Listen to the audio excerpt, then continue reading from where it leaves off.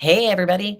This is Reverend Courtney Starhart here at the Church of the Natural Law, and I am here today to talk to you about the true meaning of ayahuasca, the true purpose of an ayahuasca church, and a little bit about my native heritage.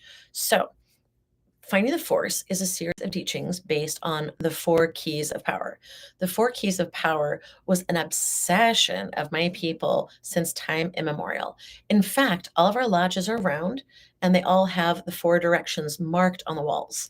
In our kiva in Albuquerque, I was actually contracted by my elder, so to speak, to paint the paintings for these four different directions.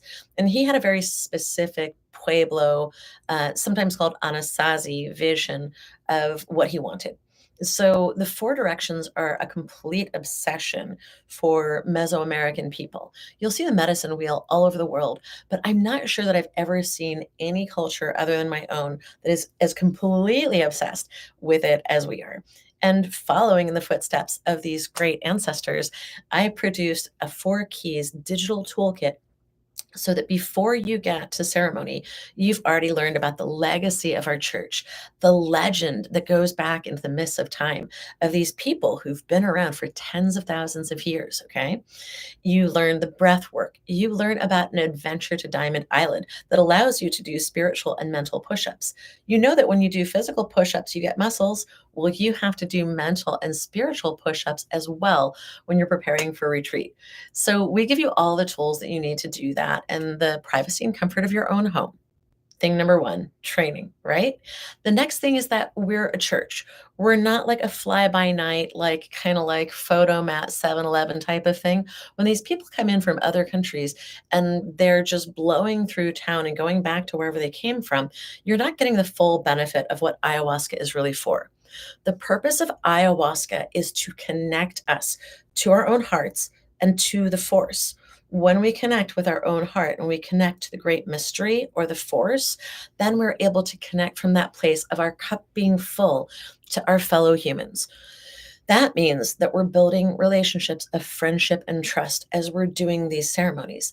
It's not that we're taking your money and we're going back to South America.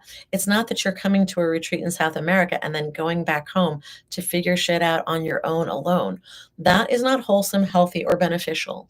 No matter how many revelations you have from plant medicine while you're in Peru or wherever you go, you're not going to get to bring those people back with you. So, what's better than building a garden in your own backyard that you can enjoy the fruits of that labor from every day of your life? We now have a community of people who are absolutely in love with life again. We have people who've renewed the love of their relationships, their marriages, their friendships. They've healed the trauma between mother and daughter, father and son.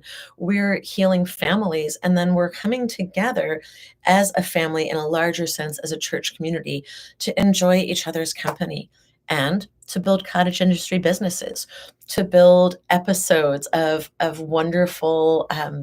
I don't want to give that away. We have a new podcast coming. I'm just going to leave it at that. We have some articles coming out in a local paper in New York. I'm going to leave it at that.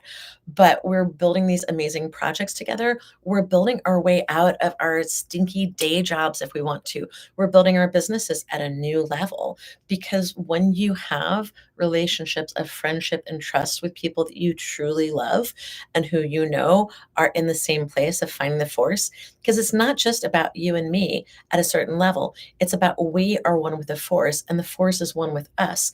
And when we're one with that place in the universe where the great mystery resides, then we're one with each other.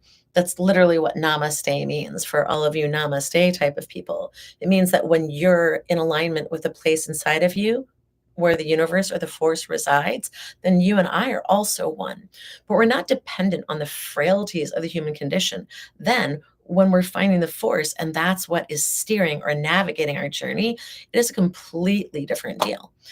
So last night was Wednesday Friends Day, and I wish that all of you could have been here, but we had a house full. We had kids, we were doing art, we had watermelon smoothies, we played in the garden, did chalk art. We got poured on by that torrential rainstorm last night. It was like a waterfall in my own backyard. It was amazing. You don't have to go to Costa Rica for waterfalls, not if you live in Long Island. Anyway, okay. So no, but seriously, you get that training. You get the weekend, and then you get the ongoing community, which is really what ayahuasca is for. So when we work with combo, that's the first night. We're going to go over the details of this beach retreat a little bit just so that you know. Usually, for you crazy New Yorkers with your schedules, we've been doing combo on Thursday night, sending you home, and then repeating on Friday night. We do the medicine. We've shifted that for this one beach retreat because we're going to be together all weekend. We're going to do the combo. We're going to do that on Friday. We spend the night, we get up, we go to the beach, we wash all that stuff off, and then we spend the day together doing training. We're going to do yoga. We're going to do breath work. We're going to take you on a tour of our 4 Keys digital toolkit. All right. We're going to do this one up. We're going to do the whole retreat. We're going to do the journey to Diamond Island, the breath work, all of these adventures that we've packed into that toolkit. We're actually going to run it here. Okay. So you're going to get the full training package. Now, this training package is what you guys would call trauma informed integration. Understanding that we do have trauma, understanding that it is usually stored in the amygdala in hard to access places of the brain, we're going to take you into this deep kind of self hypnotic state with the drums and the soundscape, as well as these musical pieces that we've put together here in a studio in Long Island. Amazing, right? High quality musical people out here. So we've got this completely immersive surround sound digital Dolby toolkit that we share with you. We'll be doing that on Saturday. Then once we've done that, we go out for our medicine walk, okay? And then as the sun is beginning to set on Saturday, we take the medicine. We also get to go to the beach on Sunday after our integration. So it's an all night journey. Like last time, nobody slept. The truth is, I never really sleep during retreat because every sound that I hear, I'm concerned about people's well being.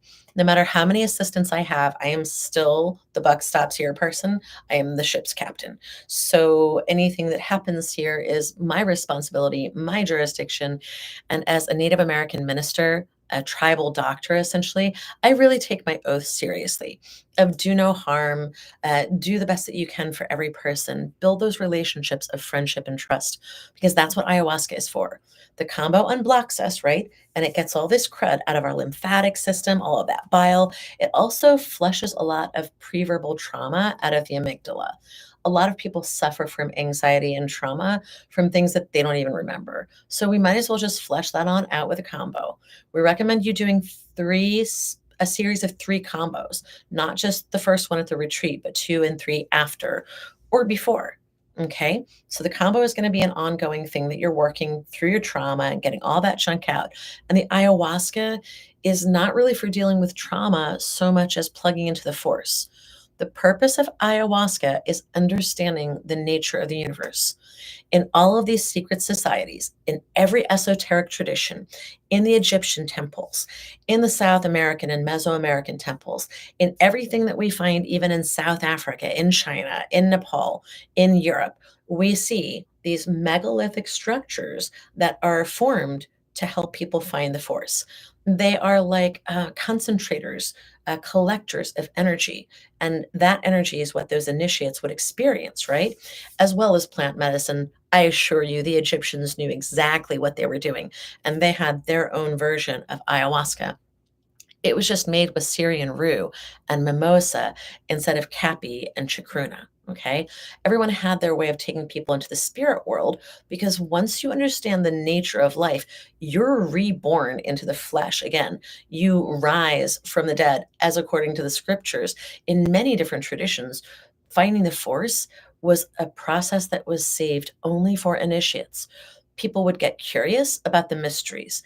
They might see something that kind of like tickled their curiosity. Then they might start asking the doctors, the priests, or whoever, the sacerdotes in charge of the temples. And if they were good people and they proved themselves worthy, they would then be initiated into a higher level of consciousness. Once you go blue pill, you are never going red pill. And finding the force isn't a sacrifice, it's actually a superpower. Now, when all of us are elevated into these incredible superpowers, what do we want to do? Do we want to go hang out at bars? Not so much, really. Okay. You want to hang out with the people who have also found the force and who speak the same language.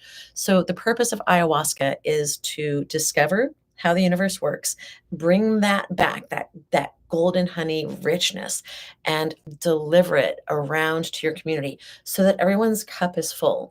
Now we all go forth into the world. We bring more light, we bring more consciousness and more goodness.